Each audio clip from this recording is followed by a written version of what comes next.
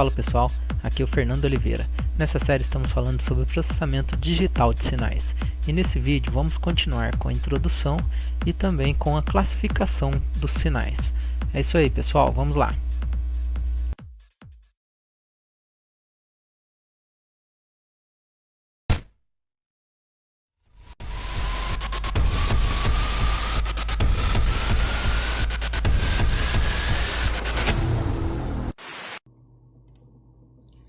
Bom, como vimos aí no vídeo anterior, qual que é a importância do processamento digital de sinais? Estimar parâmetros de caracterização de um sinal e transformá-lo em uma forma mais clara, né? Uma forma que a gente possa eliminar ruído e trabalhar com ele, né? Em geral, os sinais trabalhados são provenientes de sensores, principalmente os analógicos, que precisam ter seus sinais compreendidos por um sistema digital. Na verdade, né, uma grande vantagem do sistema digital é trabalhar com o dado, né, bastante reduzido, né, comprimido. E essa é uma das vantagens que é possível aplicar utilizando o processamento digital de sinais.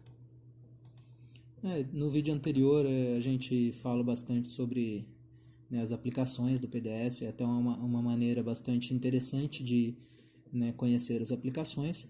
Enfim, são várias, eu estou apresentando aqui algumas delas, né, como cancelamento de ruído, filtragem, né, reconhecimento de voz, né, compensação de ecos, enfim, né, são várias as aplicações e, né, sugiro assistir o vídeo anterior para, né, dar uma ilustrada, mas em todas as oportunidades que trabalham com sinais, né, e precisam ser trabalhados, você pode aplicar o processamento digital de sinais, por exemplo, na medicina, né, em diagnósticos de eletroencefalograma, eletrocardiograma, né, na indústria, em controle de processo, monitoramento aí de sensores, né, petróleo, minério, água, né, algumas coisas aí a serem monitoradas, né, área de tecnologia, sistema de navegação, GPS, análise de dados, aí, guiagem de mísseis, guiagem por laser e radares, entre outros aí.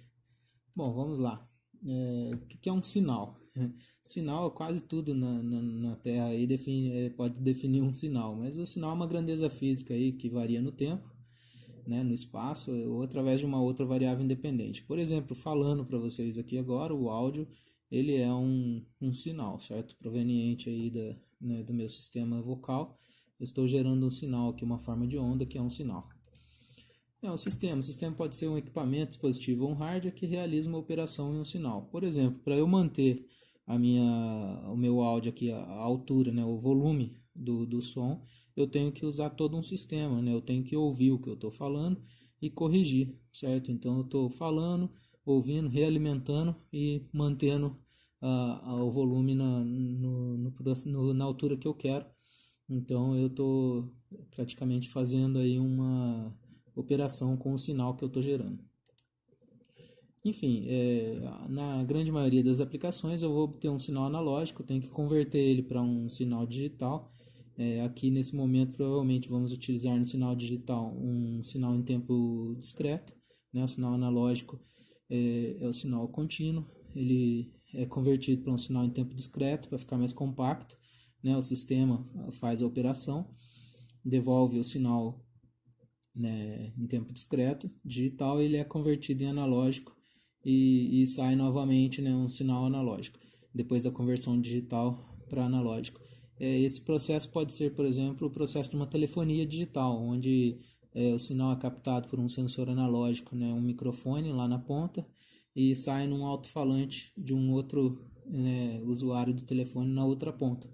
Ele passou por todo esse sistema, foi convertido para sinal digital, né, de analógico para digital, depois de digital para analógico.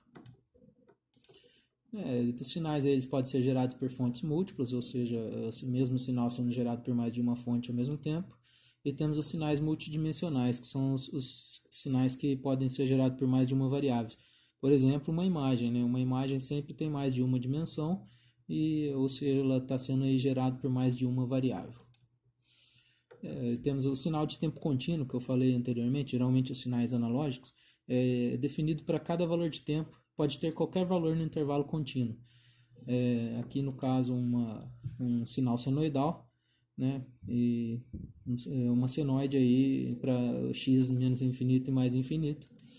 Aqui uma aplicação de um sinal em tempo contínuo, né? O x de t ali tem uma função para t maior que zero, né? E x de t igual a zero para a t, né, menor que zero, ou para t com números inteiros negativos, aí vale zero. Enfim, né, é possível ver no gráfico que para números inteiros negativos vale zero, x de t, e né, para zero temos a função valendo o x de t valendo 1, e assim por diante, 0,8, 0,64, e seguiria até o infinito, né? Essa fórmula é praticamente um limite, tendendo a zero, e seria um sinal em tempo contínuo. O tempo discreto são sinais definidos aí somente por valores discretos do tempo, normalmente são equidistantes. Na verdade, são espaços, são sinais, né, que obtemos a partir de um pequeno espaço, um pequeno recorte daquele tempo, daquele sinal contínuo, para depois podermos reconstituir o sinal a partir dos pontos que foram pegos. Ou seja, nós temos aí uma função de n, né, no domínio aqui no domínio da frequência, né, e para n mais ou menos 1, mais ou menos 2, temos aí essa função, acima de zero, né, temos aí essa função. Enfim, temos aí no tempo discreto, eu coloquei aqui a mesma função para entender, para n maior que zero, né, os números inteiros, se aplica a função, e para n menor que zero, né, os números, né, inteiros negativos, x de n vale zero, ou seja, a mesma função anterior, só que estou pegando em tempo discreto.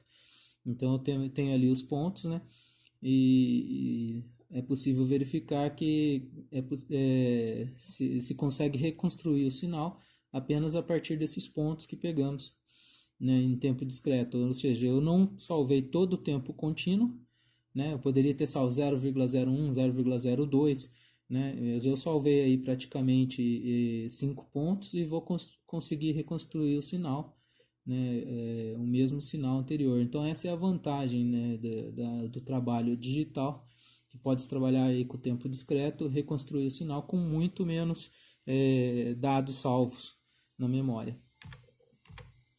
Temos aí os sinais determinísticos, que podem ser descritos aí unicamente por uma equação ou expressão matemática. São os sinais que podemos trabalhar, aplicar uma fórmula matemática, ou seja, podemos aplicar uma fórmula matemática para depois reconstruir esse sinal. Existem também os sinais aleatórios, que são aqueles que não podem ser descritos por uma equação matemática.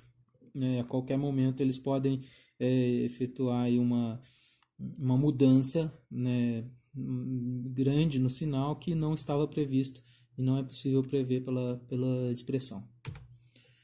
Na frequência de sinais aí sempre relacionado a algum tipo de movimento harmônico periódico, temos aí um sinal senoidal em tempo contínuo, né, em função do tempo, ou seja, um sinal com x de t no domínio do tempo, e o sinal senoidal em tempo discreto, que é o sinal aí no domínio da frequência.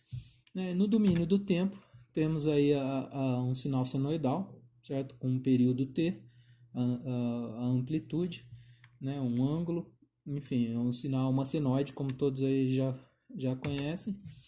E temos aí o sinal, a mesma senoide aí, né, no tempo discreto, onde obtemos aí pequenas porções, né, do tempo e definimos alguns pontos, e é possível depois reconstruir a senoide a partir dos pontos que foram obtidos aí em tempo discreto. Os sinais periódicos, né, são quando o x de t é igual a x de t mais o período para o t no domínio do tempo, ou a mesma fórmula para o t no domínio da frequência. Ou seja, ele ocorre, né, o t ele é o ciclo completo, né, ou o período fundamental, ou seja, o comprimento do intervalo necessário para a imagem da função se repetir. Qualquer outro ciclo será um múltiplo inteiro do período fundamental. Ou seja, os sinais periódicos são aqueles que eles se repetem a cada ciclo.